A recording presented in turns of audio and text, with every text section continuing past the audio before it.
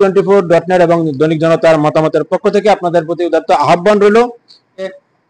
বুড়িচং উপজেলার ঐতিহ্যবাহী উত্তরগ্রাম হাসানিয়া দরবার শরীফ কমপ্লেক্সে উপস্থিত হয়েছি।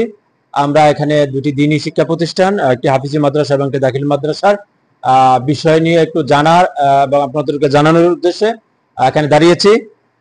বিশেষ করে বুড়িচং উপজেলাধীন ঐতিহ্যবাহী উত্তরগ্রাম আঞ্জুমানে হাসানিয়া দরবার শরীফ কমপ্লেক্স পরিচালিত হিফজুল কোরআন এতিমখানা ও দাখিল মাদ্রাসার আমরা এখন আসছি।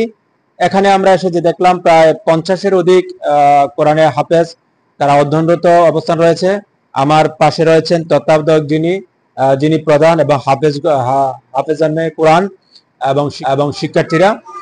আমরা এখানে একটা জিনিস লক্ষ্য করলাম, তরিকত এবং সুন্নিয়তের সমন্বয়ে এবং আকীদার বিশুদ্ধতার মধ্য দিয়ে এখানে নিয়মতান্ত্রিকভাবে তাদের লেখাপড়া কার্যক্রম তারা চালিয়ে যাচ্ছেন।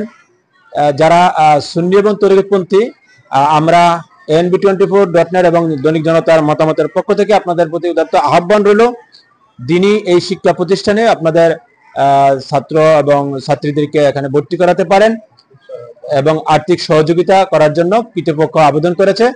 আমরা ধারাবাহিকভাবে মাজার শরীফ কমপ্লেক্স, মসজিদ এবং মাদ্রাসার তত্ত্বাবধায়কের বক্তব্য শুনবো। এ পর্যায়ে আমি এখানে বিদায় নিলাম। সবাইকে ধন্যবাদ। আসসালামু আলাইকুম।